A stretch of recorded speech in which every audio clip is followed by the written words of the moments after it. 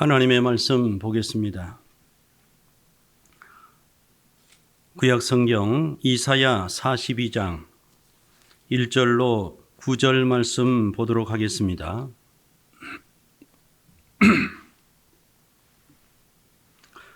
구약 성경 이사야 42장 1절로 9절 말씀 제가 읽어드립니다.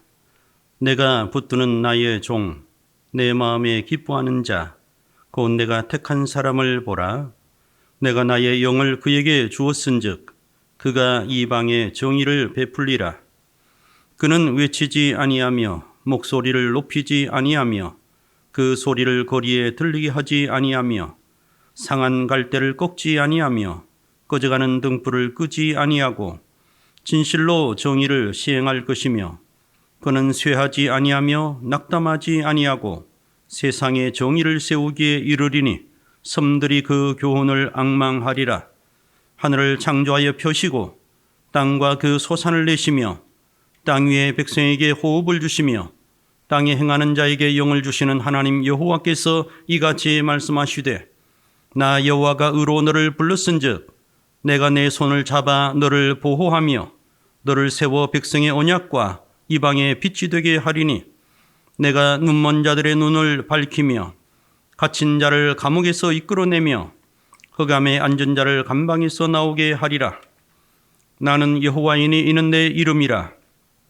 나는 내 영광을 다른 자에게 내 찬송을 우상에게 주지 아니하리라.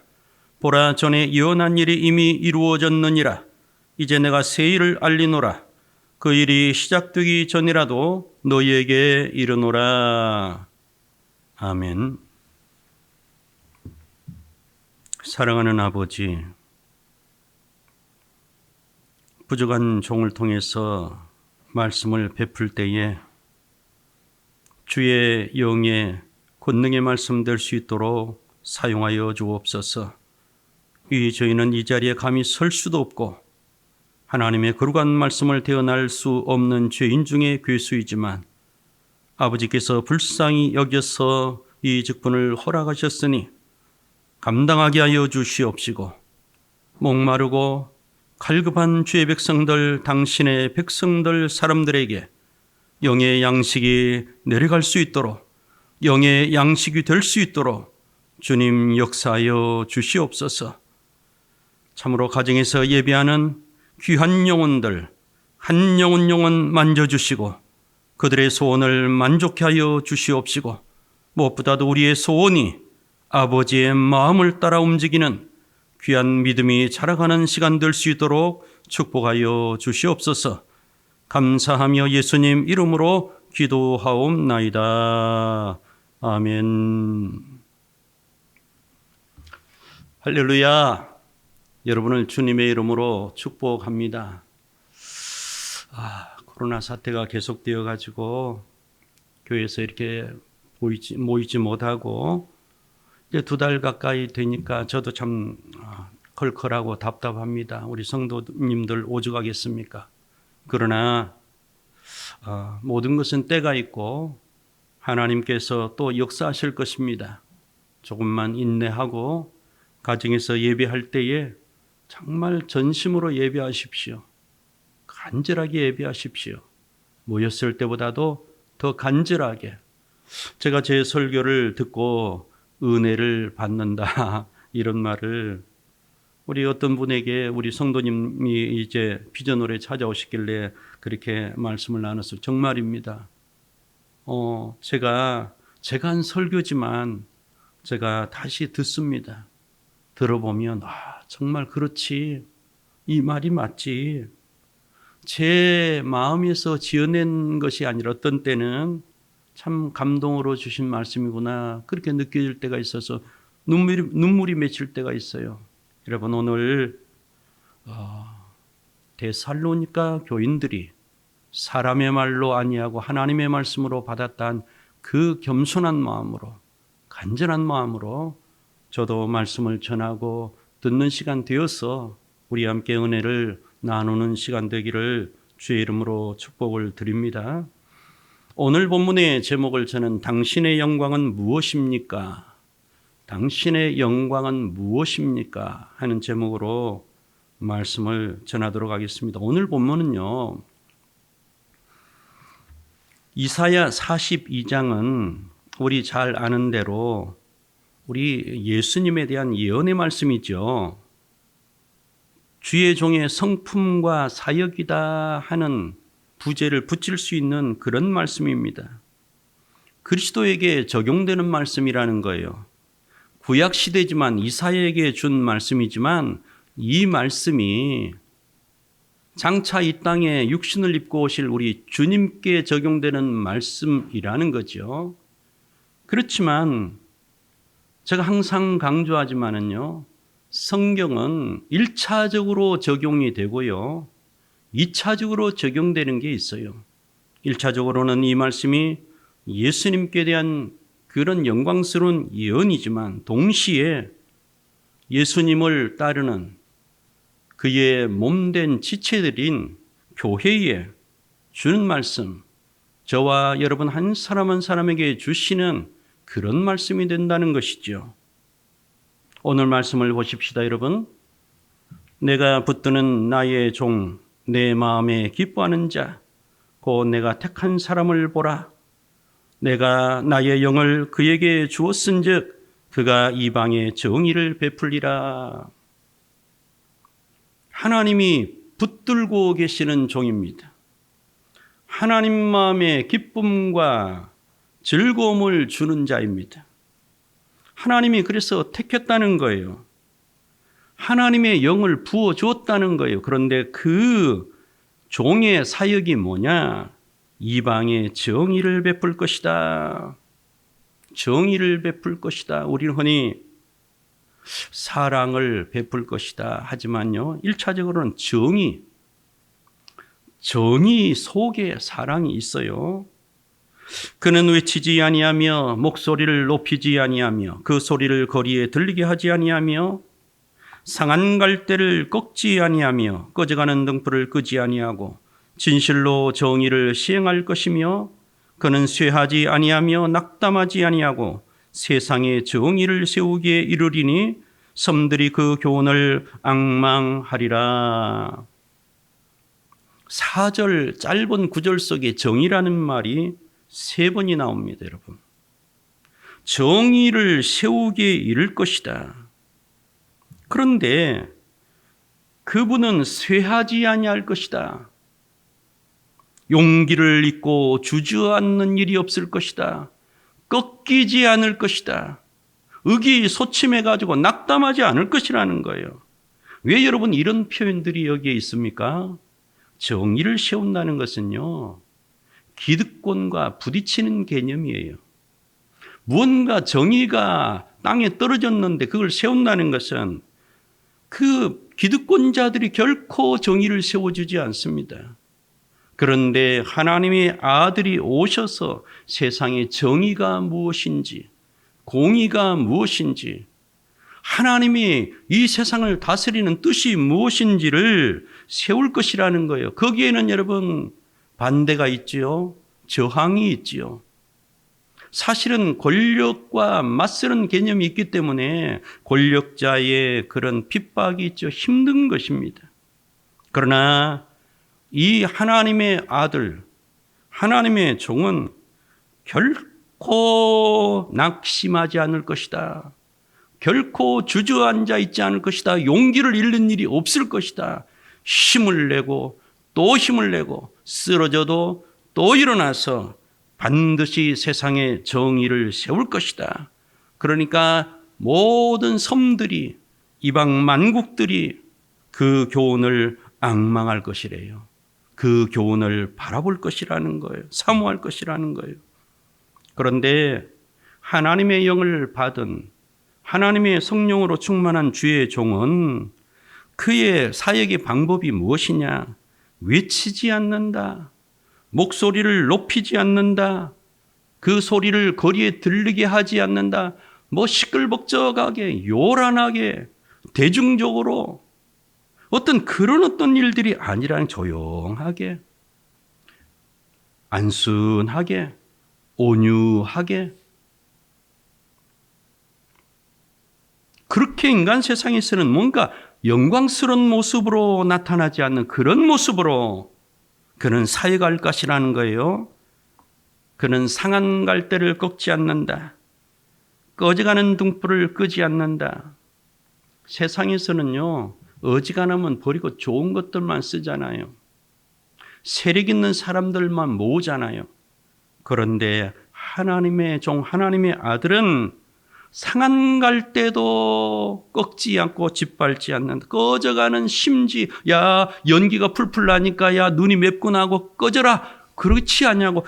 꺼져가는 등불도 살려내는, 상에서 꺾어진 갈대, 갈대가 여러분 얼마나 연약한 그런 비유입니까?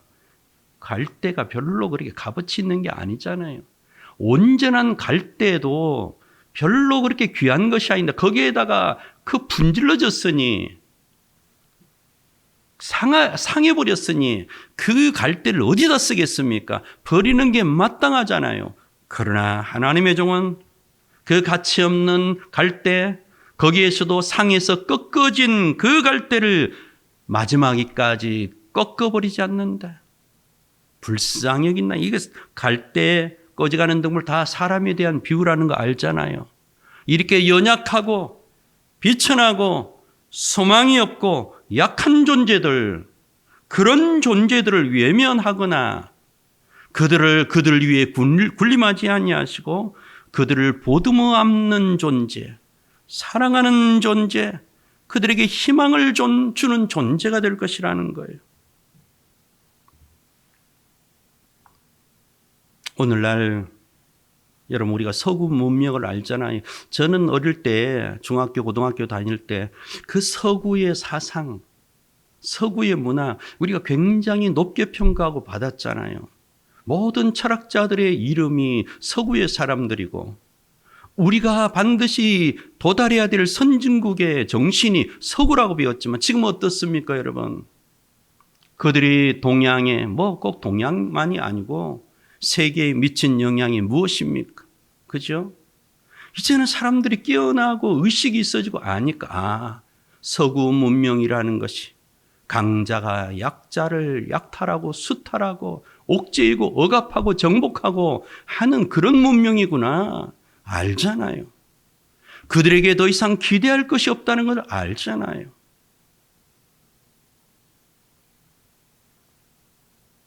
교회는 또 어떻습니까, 여러분? 교회가 한때 많이 부흥하고 한국교회도 그렇지만 교회가 진정 가난하고 약한 자들의 대변입니까, 여러분? 그들의 마음을, 상한 마음을 보듬어주는 존재들이었습니까? 교회는 어느새 부자들의, 강한 자들의, 돈 있는 자들의 그런 어떤 것에 입맛에 맞춰지는 그런 곳이 되고 있지 않았습니까? 어느새 하나님의 종, 하나님의 아들의 정신에서 우리가 벗어났기 때문에 섬들이, 많은 만국들이 그 교훈을 바라보고 소망하고 기대할 것이다. 그게 아니고 교회가 외면을 받는 거죠. 서구가, 서구 문명이 사람들에게 배척을 받고 하는 이유가 다 있는 것이죠. 우리가 약한 자들을 외면했다는 거예요.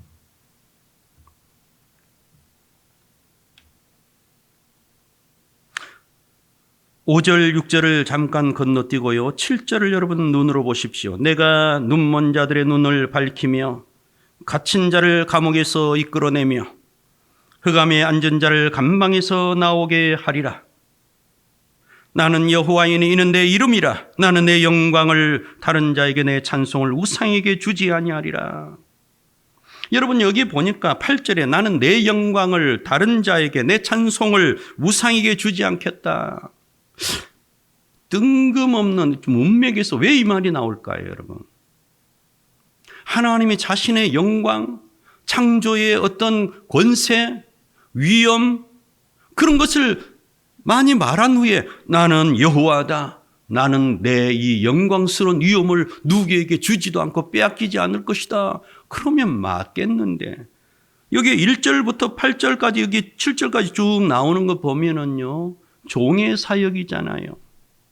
가난한 자들과 함께하면서 눈먼 자들의 눈을 밝히며 갇힌 자를 감옥에서 이끌어내며 흑암에 앉은 자를 감방에서 나오게 하리라.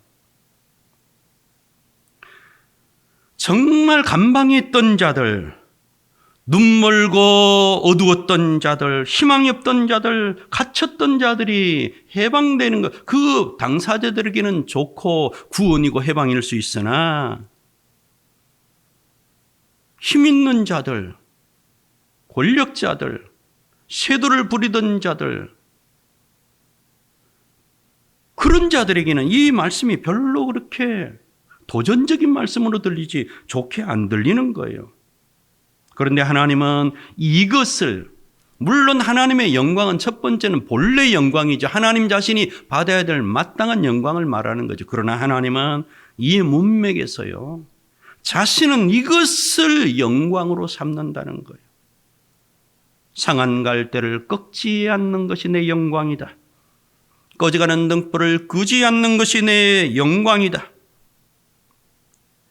눈먼 자들의 눈을 밝혀주는 것이 나의 소망이고 영광이다. 갇힌 자를 감옥에서 끌어내는 것이 나의 간절한 소원이고 나의 영광이다. 흑암에 앉은 자를 감방에서 이끌어내어서 제대로 살게 하고 싶은 것이 나의 소원이고 나의 영광이다. 지금 그것을 말씀하고 있는 거예요. 여러분, 교회가 점점 저는 하나님께 대해서 정말 알아야 될 지식을 잃는 것 아니냐 하는 생각을 할 때가 있습니다. 왜 그렇습니까? 교회가 부유해지고 교회가 지식이 늘어나니까 진정 가져야 될 겸손한 사랑을 잊어버리는 거예요. 예수 그리스도의 말씀이 더 이상 이 시대와 맞지 않는다고 생각하는 사람들이 늘어간다는 거죠. 예수님 당시도 왕으로 오시지 않고 말구유, 짐승의 구유에 낮아지게 오신 예수님을 그들은 알아볼 수도 없었고 그들은 예수님을 환영할 수도 없었지요. 겸손하지 않으면 주님을 알 수가 없는 거예요. 겸손하지 않으면 주님을 만날 수가 없습니다. 겸손하지 않으면 주님의 길을 기쁨으로 따라갈 수가 없는 거예요. 예수님은 자신이 사시는 이 땅에 그 예언의 성취로 오신 예수님은요, 신약에서 자신이 사시는 그 동네까지도 결정할 때에 화려한 동네를 택하지 않았습니다. 예루살렘 그 수도를 택하지 않았습니다.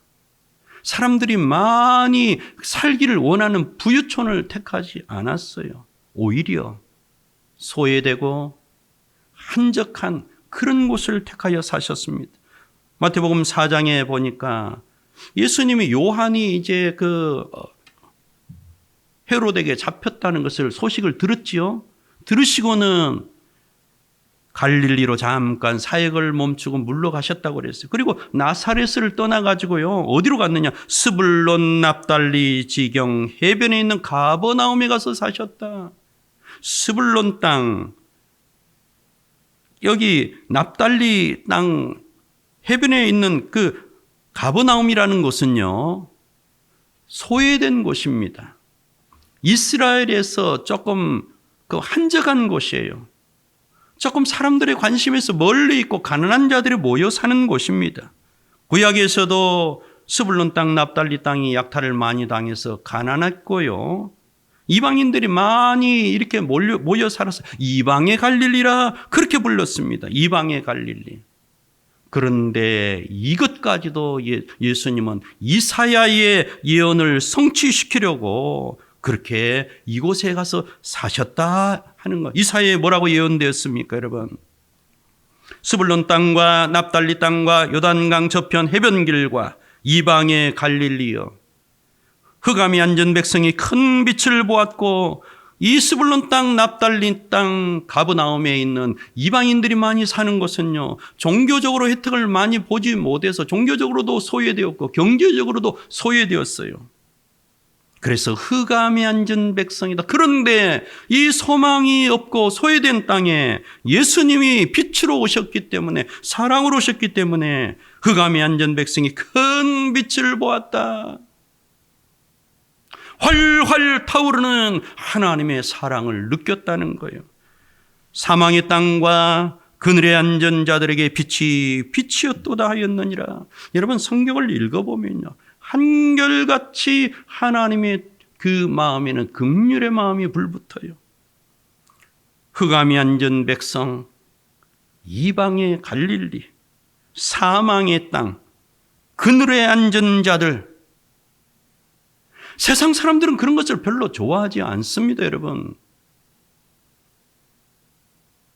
세상 사람들은 여기에 관심이 없어요.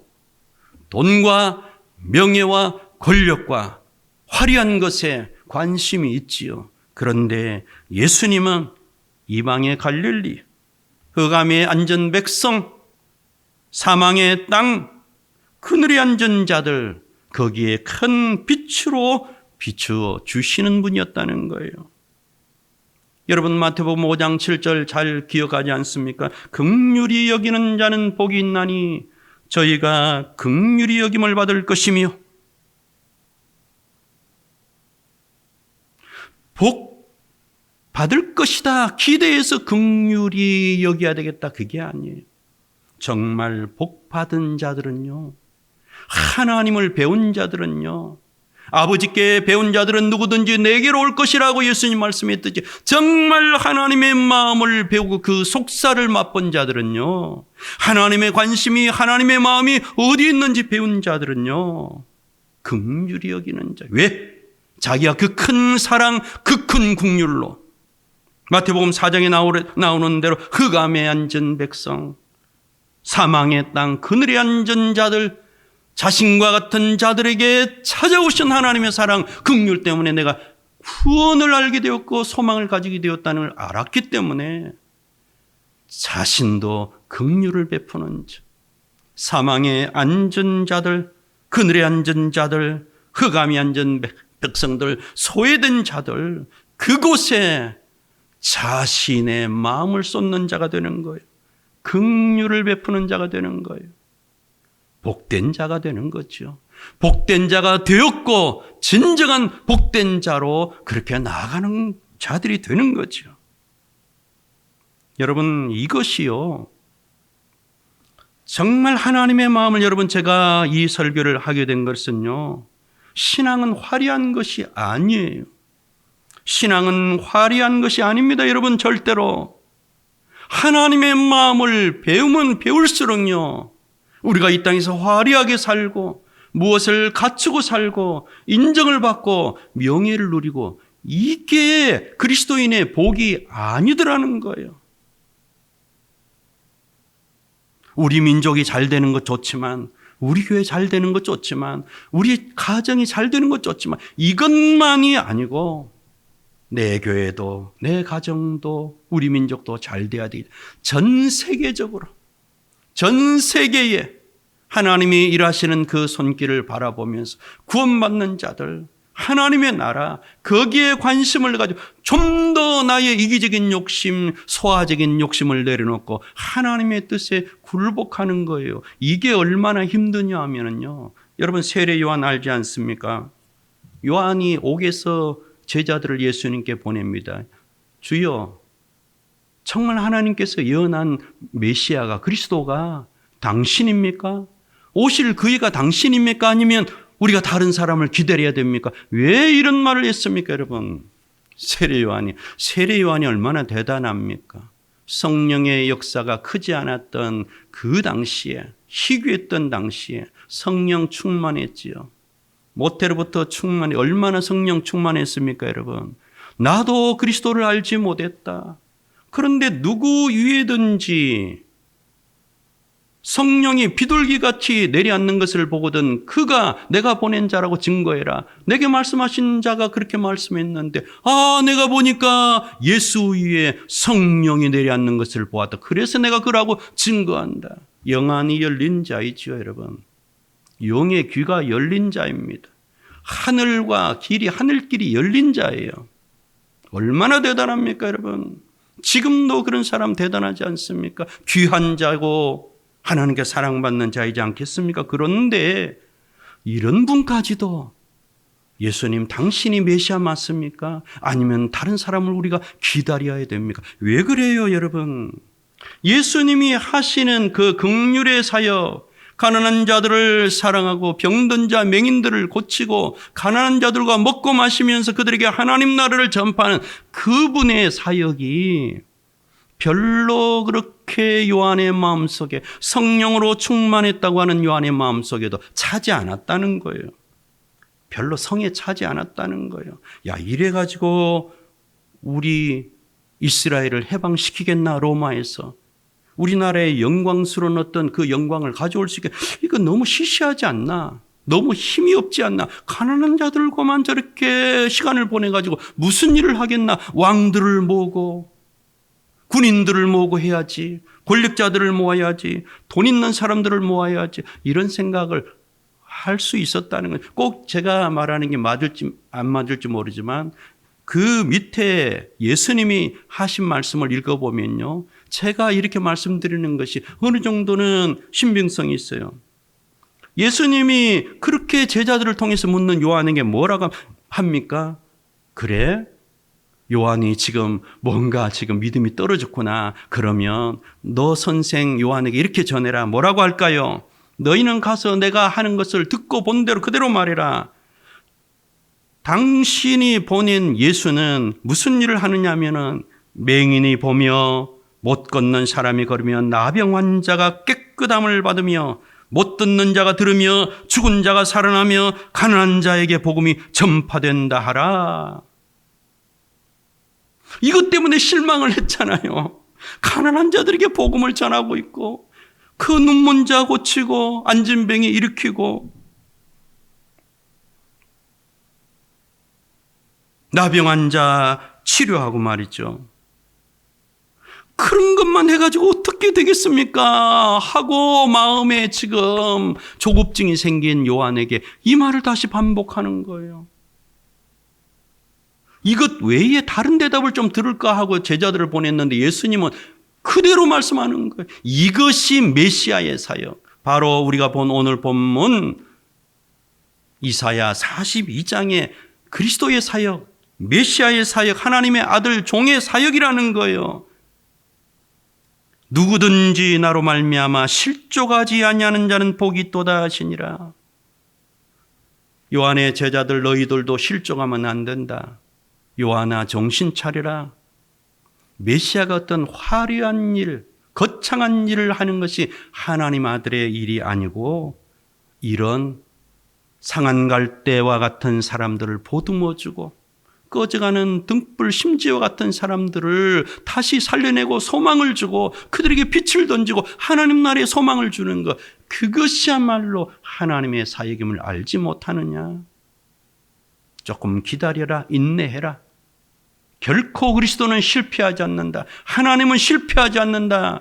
이 연약해 보이고 초라해 보이는 사역이 결국은 온 땅에 임하는 하나님의 나라를 가져올 것을 내가 믿지 못하겠느냐, 그 말씀을 하고 있는 거예요. 그래서 누구든지 나로 말미암아 실망하지 않는 자, 실족하지 않는 자, 나 때문에 야 이게 예수 믿는 것 같으면 별 볼 일 없잖아, 나 안 믿을래, 나 그만둘래, 그렇게 하지 말라는 거예요. 이 길을 계속 가라는 거예요.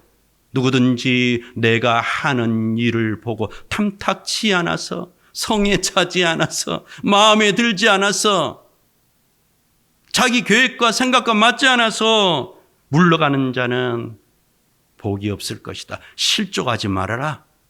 낙심하지 말아라. 나 때문에 연약해지지 말아라. 나는 반드시 하나님의 뜻을 이룰 것이니까 지켜보아라. 지금 이 말씀을 하고 계시는 거예요. 여러분, 우리는 예수님을 구주로 믿을 때요, 고백할 때에 마음으로 믿고 입으로 시인해서 정말 구원이 임하지요. 구원이 시작되죠. 우리의 영의 구원이 시작돼요. 그런데요, 우리의 혼, 지식, 감정, 의지, 지정의라고 그러잖아요. 이 혼, 우리는 몸을 가지고 있고 몸이라고 하는 집 안에 살지요. 진정한 나는 영이지요. 나 영은 내 몸 안에 살지요. 혼을 가지고 있어요. 혼을 사용해요. 내 지식과 감정과 의지를 사용하죠. 이 혼은 다루어져야 돼요. 하나님의 말씀으로. 요한까지도 자신의 감정과 생각과 의지, 그 지식, 그 계획이 하나님의 뜻, 하나님의 말씀으로 다루어져야 되는 거예요. 아무리 성령 충만한 요한이라 할지라도, 아무리 오래 믿은 성도들이라 할지라도, 목사, 장로, 권사님들이라 할지라도 우리의 생각을 그리스도의 말씀으로 우리의 혼, 지식과 감정과 의지를 복종시켜야 된다는 거예요. 세례 요한아, 너 잠시 시험에 들었을지 몰라도 내 생각을 내 말씀 밑에 내려놓아라. 내 혼의 생각, 의지, 감정을 내려놓고 다루어라. 야고보서 1장 18절 21절이 이런 걸 말씀하는 거예요. 이거는 믿지 않는 자들에게 주신 말씀 아니고요, 믿는 자들에게 주신 말씀이거든요. 그가 그 피조물 중에 우리로 한 첫 열매가 되게 하시려고 자기의 뜻을 따라 진리의 말씀으로 우리를 낳으셨느니라. 그러므로 모든 더러운 것과 넘치는 악을 내버리고 너희 영혼을 능히 구원할 바 마음에 심어진 말씀을 온유함으로 받으라. 불신자에게 주는 말씀 아니에요. 우리 속에서 나오는 욕심들, 좁은 생각들, 민족주의적인 생각들, 집단 이기주의적인 생각들, 그것이 당장은 내게 소원일지 모르나 하나님의 나라에 그치는 것이 될 수 있다면 그 모든 것을 마음에 심어진 말씀을 온유함으로 받아야 된다는 거예요. 예수님 당시뿐만 아니라 조금 지난 초대교회 때도요, 우리가 보면 초대교회로 돌아가자 그런 말씀 하잖아요. 초대교회는 성령 충만했다. 자기의 옷도 재산도 나누었다. 생명까지 나누었다. 우린 좋게만 생각하는데요, 실제로 조금 지나서 보면 사도들의 그 편지 많은 갈등, 문제가 금방 드러나죠. 예수님 승천하고 곧바로 임박한 그런 어떤 종말론, 곧 예수님이 재림하실 것이라는 약속이 그 자기들의 생각이죠. 이루어지지 않고 예수님의 그 재림이 지연되니까 교회가 사랑이 식어지고 다시 옛날로 돌아가는 모습들. 옛날로 돌아가는 모습이 무엇입니까, 여러분? 그 회당에서 부자들이 대접을 받는 거예요. 가난한 자들이 차별을 받는 거예요. 야고보서 2장 있잖아요. 내 형제들아, 영광의 주 곧 우리 주 예수 그리스도에 대한 믿음을 너희가 가졌으니, 그들도 주님이 영광의 주라는 걸 알고 신앙한다는 거예요. 고백한다. 우리 교회가 예수님을 영광스러운 주님으로 모시지 않습니까? 누가 여러분 십자가에서 벌거벗겨지고 참혹하게 죄인의 모습으로 죽임을 당하고 멸시를 당한 그 예수님이 아유 불쌍해라 그렇게 생각하는 사람이 믿는 자들 중에 누가 있습니까? 그 사랑과 인내를 통해서 하나님 우편으로 높이 들리셔서 영광의 주님, 심판주로 재림하실 그 두렵고 사랑스럽고 존귀한 주님으로 우리가 알잖아. 영광의 주님이라는 거예요. 누구도 예수님을 멸시하지 않잖아요. 누구도 그분의 초라한 모습을 상상하지 않잖아요. 그런데 그러면서도 초대교회나 오늘 우리나 어떻게 합니까? 야고보가 뭐라고 합니까? 너희 회당에 금가락지나 좋은 옷을 입은 사람들 들어오면 야 부자가 들어왔다. 야 우리 저 사람 꼭 잡아야 된다. 여기 좋은 자리에 앉으소서 한다는 거예요. 눈여겨보고 대접한다는 거예요. 그들의 눈치를 살펴준다는 거예요. 그런데 남루한 옷을 입은 가난한 자가 들어오면 야 너 거기 서 있어. 더 이상 들어오지 마. 아이고 옷에서 냄새난다. 내 발등산에 앉든지 아니면 가라 소리는 못하지만 천대한다는 거예요. 천대한다. 너희끼리 서로 악한 마음으로 판단하고 차별하는 것이 아니냐. 부자는 너희를 법정으로 끌고 가고 너희를 압제하지 않느냐? 가난한 자가 너희에게 해를 끼치는 게 뭐가 있더냐? 하나님께서는 가난한 자를 불러서 그 영광스러운 하나님의 나라를 상속으로 받게 하시지 않느냐? 하나님은 가난한 자들을 귀하게 여기시는데 그들의 마음을 어떻게든지 치료하려고 마음을 쓰시는데 너희들은 그들에게 상처를 주느냐? 그들을 회당에서 내쫓느냐? 차별하느냐?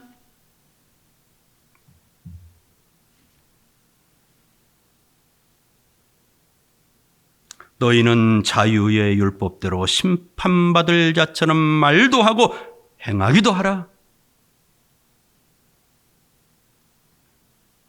긍휼을 행하지 아니하는 자에게는 긍휼 없는 심판이 있으리라. 긍휼은 심판을 이기고 자랑하느니라. 여러분, 우리가 하나님께서 꼭 심판이라고 하는 무시한 그 회초리로 우리를 위협하는 게 아니에요. 이 말 속에 무엇입니까? 제발 심판을 통과하기 위해서는 우리가 자비로운 자가 되어야 됩니다. 가난한 자들을 좀 살펴야 됩니다. 그런 말을 하고 있습니까? 우리의 존재 자체가 긍휼에 의해서 유지되는 존재라는 거예요. 교회라는 것 자체가 하나님의 사랑으로 탄생한 것이라는 거예요. 인간이라는 존재 자체가 하나님의 사랑의 관계에서만 유지되고 존재하는 관계라는 거예요. 긍휼, 사랑 다 같은 말이죠. 긍휼이 없다면, 가난한 자들에 대한 애틋한 그 동정이 없다면, 사랑이 없다면 우리와 하나님과의 관계는 유지될 수 없다는 거예요. 악인이라는 거죠. 악인은 심판에서 불에 던질 것 아닙니까? 긍휼 없는 자는 긍휼 없는 심판이 있으리라. 긍휼만이 심판이라고 하는 무시무시한 관문을 통과하게 한다는 거예요. 사랑만이 모든 허물을 덮는다는 거예요. 긍휼은 심판을 이기고 오히려 자랑하느니라. 나는 이런 죄인이었는데 이런 긍휼 사랑을 받았고 나도 부족하지만 이런 사랑으로 조금 흉내내고 살았더니 하나님께서 나에게 이런 영광을 입혀 주셨습니다. 심판을 다 벗어버리고 심판이라는 그 수준을 벗어버리고 하나님께 자랑하는 존재가 된다. 얼마나 놀랍습니까, 여러분? 예수님도 이 땅에 계실 때 계속 말씀한 게 긍휼이지요. 너희는 가서 내가 긍휼을 원하고 제사를 원하지 아니하노라. 여러분, 우리 교회가 지금 예배당에서 모이지 못해서 저도 참 답답하고 여러분도 답답하지만요.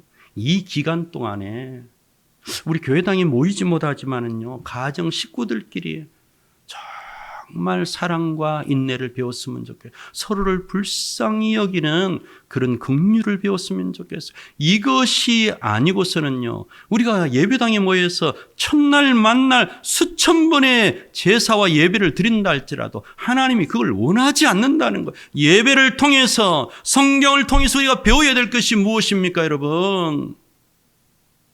그것은 긍휼이라는 거죠. 사랑이라는 거죠. 허물을 덮는 그와 같은 용서와 그런 어떤 용납이라는 것이죠. 제가 지난주에도 말씀드렸습니다마는 데살로니가후서 3장에 주께서 너희 마음을 인도하여, 바울이 데살로니가 교인들에게 원하는 것이 그것입니다. 성도 여러분, 형제 자매 여러분, 나는 기도합니다. 내가 간절한 소원이 있습니다.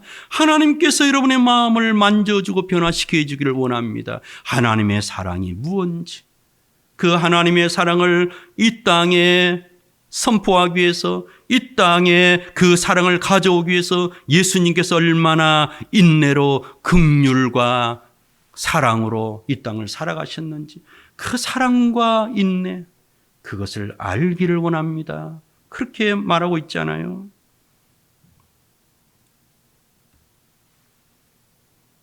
요한복음 13장에 보면 예수님께서 떠날 기약이 이른 것을 알았다는 거예요. 이제 유월절 마지막 만찬을 하시기 전에 제자들을 발 씻는 그런 어떤 말씀 나오잖아요. 예수님이 이렇게 말씀합니다. 유월절 전에 예수께서 자기가 세상을 떠나 아버지께로 돌아가실 때가 이른 줄 아시고 세상에 있는 자기 사람들을 사랑하시되 끝까지 사랑하시니라. 예수님이니까 성령 충만하고 하나님과 교통하셨으니까 하나님의 아들인데 그건 모를까 봐. 여러분, 그런데 성경은요, 한 구절 구절 기록한 이유가 있어요. 목적이 있어요. 요한복음에 뭐라고 했습니까? 우리가 이런 것을 기록한 이유는 너희로 예수가 하나님의 아들이심을 믿고 생명을, 영생을 얻게 하려고 이것을 기록했다. 선별적으로 한 말씀 한 말씀 문자 하나하나를 목적을 가지고 세심하게 신중하게 기록했다는 거예요. 아시고 예수님이 아는 건 당연하지만 이것을 우리가 보기를 원하는 거예요. 예수님은 자기가 하나님께로 오셨다가 하나님께로 돌아가실 때가 이른 줄 아셨어요. 그리고 끝까지 자기 사람들을 사랑했다. 예수는 아버지께서 모든 것을 자기 손에 맡기신 것과 또 자기가 하나님께로부터 오셨다가 하나님께로 돌아가실 것을 아시고, 저는 여러분 이 아시고 때를 아시고 자기의 신분을 알고 내가 누군가, 하나님 품에 나는 본래 있던 자였는데 하나님께로 있던 내가 다시 이 땅으로 목적을 가지고 삶을 살았고 드디어 아버지께로 다시 돌아갈 때가 왔구나. 자기의 신분을 아는 거죠. 자기가 누구라는 존재를 아는 거지요. 내가 누구냐? 나는 하나님의 품에 있던 하나님의 아들이다. 그래서 하나님 품으로 다시 돌아간다. 당연하지요. 아버지 집으로 돌아가고 아버지 집에서 사는 것이 아들 아닙니까? 자기 신분을 아는 거지요. 아버지께로부터 오셨다가 아버지께로 다시 돌아갈 줄을 아시고 또 때를 아는 거예요. 이제는 아버지께로 돌아갈 때가 되었구나. 나의 사명을 마칠 때가 되었구나.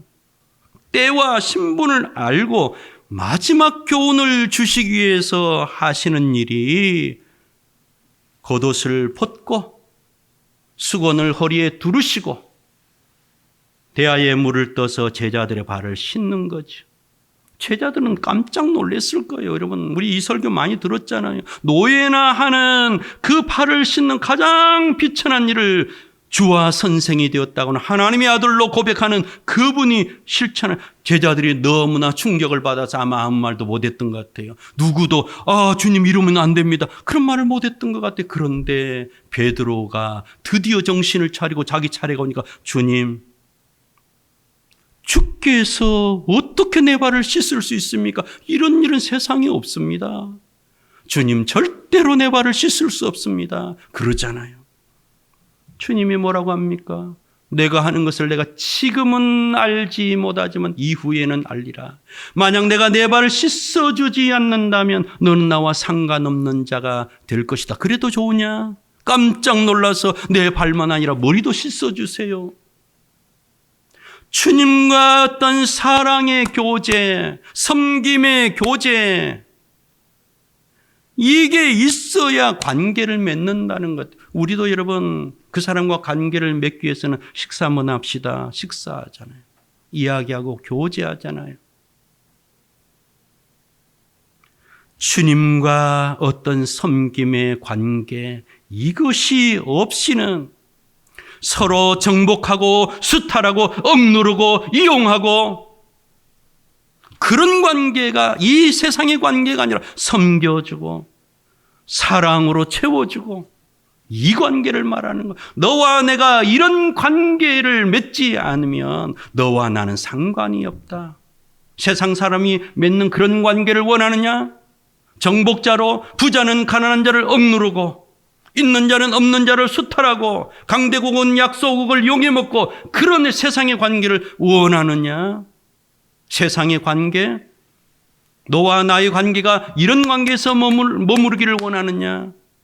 하나님과 하나님의 자녀의 관계는 그게 아니란 생명을 주는 관계, 생명을 나누는 관계, 어떻게 해서라도 내가 좋은 것을 자녀에게 주고 싶은 그 아버지와 아들의 관계, 그것이 천국의 원리라는 거예요.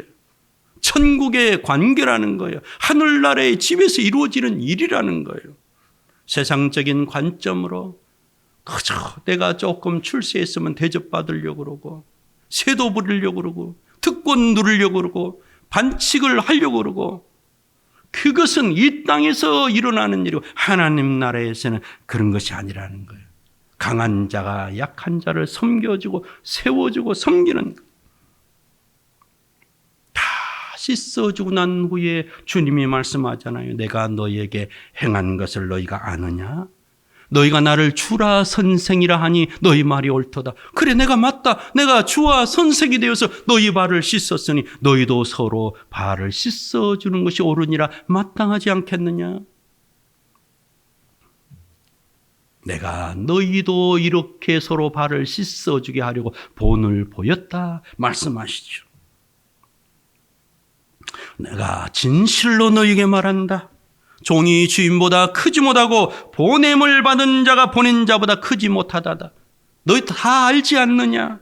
너희가 이것을 알고 행하면 복이 있으리라. 여러분, 우리가 알 것이 많아요. 성경도 부지런히 샅샅이 읽어서 배우고 알 것이 많죠. 성경을 연구해야 돼요. 그러나 정말 알아야 되는 것이 주님이 마지막 밤에 제자들과 있으면서 이것을 알려주려고 하는 거예요. 이 땅에서 종으로 살아가라. 섬김을 받고 누리려고 재산을 모으고 지식을 모으는 자, 남에게 주려고 살아가라. 약한 자들을 섬기는 자로 살아가라. 너희가 이것을 안다면, 정말 이것을 알고 행하는 자가 되기만 한다면 정말 복 있는 자가 될 것이다. 하나님 나라의 주인공이 될 것이다. 하나님은 이렇게 사셨고 섬겼던 예수를 죽음에서 이끌어서 모든 만물 위에 세우셨죠. 만물의 머리로 그의 발 아래 만물을 복종하게 하셨죠. 에베소 1장에 나오잖아요. 그리고 그분을 교회의 머리로 세우셨지요. 여러분, 우리는 예수님이 모든 만물을 복종하게 하시고 만물 위에 서셨다는 것만 알고, 우리 교회가 가진 권세, 신분, 나 개인의 그 신분에 대해서 몰라요. 예수님이 머리면 우리는 몸이에요.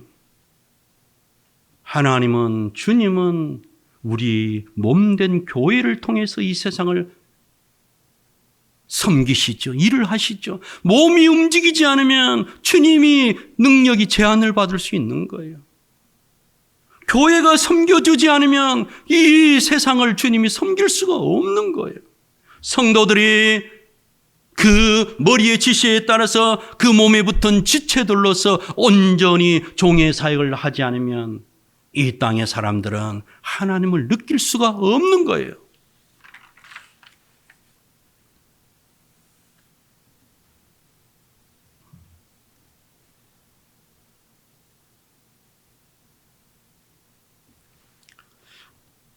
예수님의 12제자는 아니지만 누구보다도 예수님의 제자의 길을 걸어갔던 바울이 뭐라고 합니까? 여러분, 빌립보서 3장에서 형제들아, 너희는 함께 나를 본받으라.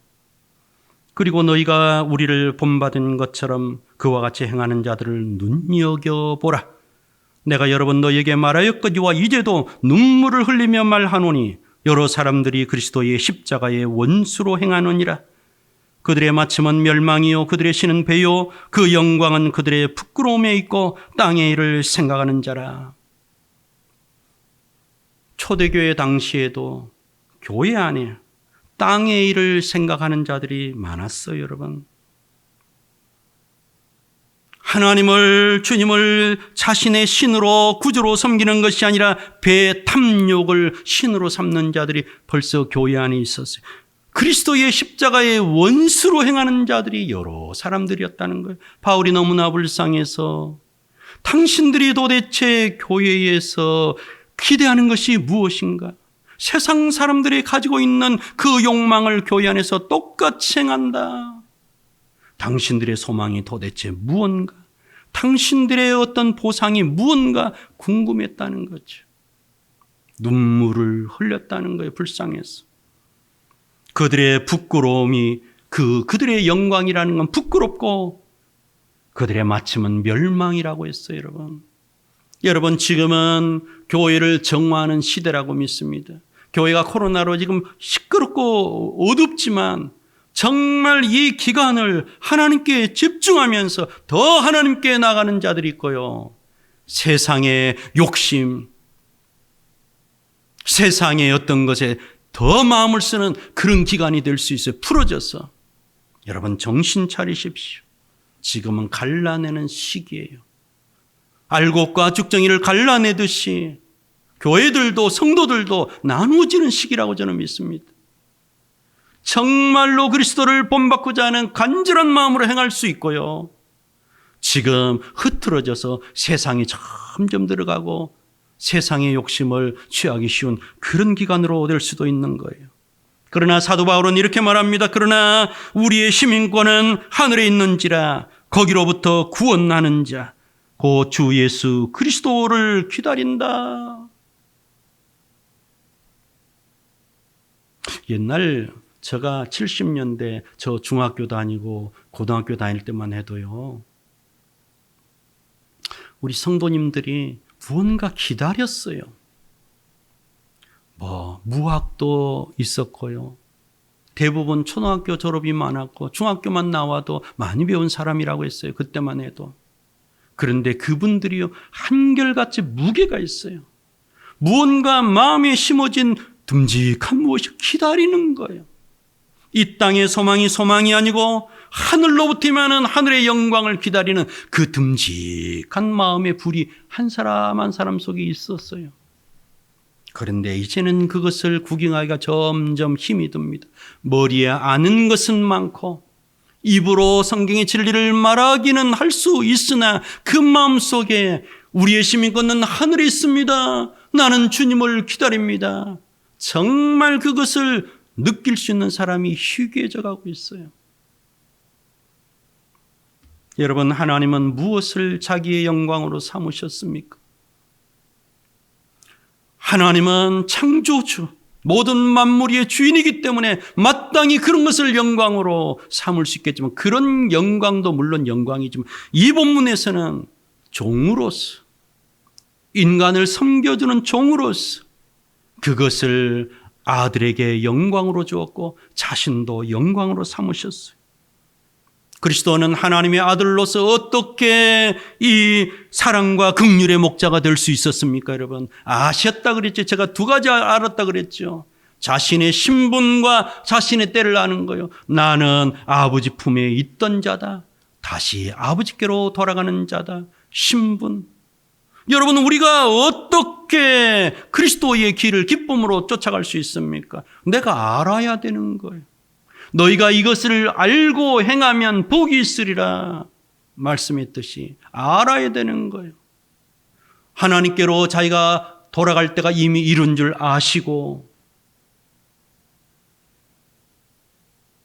정말 하나님과의 관계에서 영적으로 나의 신분과 나의 사명을 아는 거죠. 그런 자들이 예수님이 담대하게 낙심하지 않고 낭망하지 아니하고 세상의 정의를 세우기에 끝까지 항거하면서 그 소망 없는 자들에게 소망을 주고 사역을 완수했듯이 우리들도 한 사람 한 사람이 이 땅에 그리스도인들로서 그렇게 사명자로서 살아갈 수 있다는 거예요. 주님이 그렇게 실패하지 않았던 것처럼 낙심하거나 쇠하지 않았던 것처럼 우리도 쇠하지 않고 그 길을 갈 수 있다는 거죠. 오늘 저와 여러분의 영광은 무엇입니까, 여러분? 세상 사람이 바라는 이 땅입니까? 이 땅이 소망입니까? 아니면 우리 주님이 영광으로 삼았던 그 길입니까? 너희는 마음에 근심하지 말라. 하나님을 믿으니 또 나를 믿으라. 제자들은 예수님이 떠나간다고 죽는다고 하니까 다 근심했지요. 그런데 근심하지 말래요. 너희가 하나님을 믿듯이 내가 이 땅을 살아가는 그것을 믿으라. 내가 바보라서 아무 생각이 없어서 이런 삶을 살았다고 생각하느냐? 나는 하나님의 아들이다. 나는 하나님의 아들로서 내가 어떤 신분인지를 안다. 그 모든 것을 알고서 내가 이 땅을 이렇게 살아갔다. 하나님을 믿듯이 내가 살아가는 이 삶의 방식을 믿어라. 결코 실패하지 않을 것이다. 결코 후회하지 않을 것이다. 나는 부활할 것이고 하나님 우편에 앉을 것이다. 여러분, 주님의 말씀대로 되었잖아요. 오늘 여러분, 하나님께서는요, 구절을 아주 감탄적인 어조를 가지고 이렇게 말씀합니다. 보라, 전에 예언한 일이 이미 이루어졌느니라. 이제 내가 새 일을 알리노라. 그 일이 시작되기 전이라도 너희에게 이르노라. 물론 이것은 1차적으로 이스라엘에 대한 예언이지요. 바벨론에 포로되어 갈 것이고 고레스에 의해서 해방될 것을 말씀하는 거지만, 그런 어떤 포로됨과 해방, 묶임과 해방, 묶임과 구원이지요. 죽음과 구원이지요. 죽음과 생명이지요. 그런데 하나님께서는 이것을 온 세상에 연적으로 주는 거예요. 이스라엘을 해방시키고 구원하는 것만만 그 감격에서 말씀하는 것이 아니라 내가 새 일을 알려준다. 이 일이 이루어지기 시작되기 전이라도 너희에게 말하고 싶어서 내가 말한다.